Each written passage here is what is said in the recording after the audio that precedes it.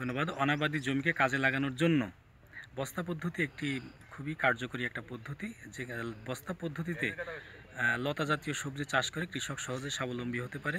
আসলে যেখানে একেবারেই কোনো কিছু চাষ করা সম্ভব নয়, সেখানে বস্তার মধ্যে মাটি দিয়ে মাটিকে ভালোভাবে জৈব সার সহ মাটি ব্যবস্থাপনা করে সেখানে লতা জাতীয় সবজির বীজ বপন করে তারা সহজেই লাউ, মিষ্টি কুমড়া, চাল কুমড়া, শসা বা সিম, বরবটি এই জাতীয় সবজি তারা চাষ করতে পারে। এক্ষেত্রে একই সাথে যেমন পতিত জমি সর্বোত্তম ব্যবহার নিশ্চিত হচ্ছে এবং কৃষক বাড়তি আয় হিসেবে তারা কিন্তু এইভাবে আয় করার একটা সুযোগ পাচ্ছে।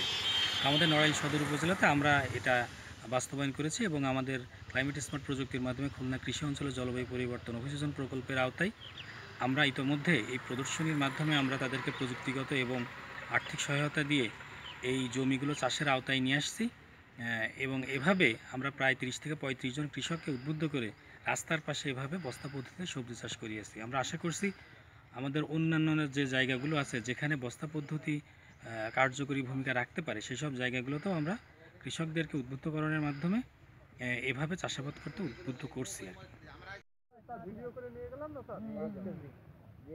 আমরা এর ভিতরে দাঁড়াই।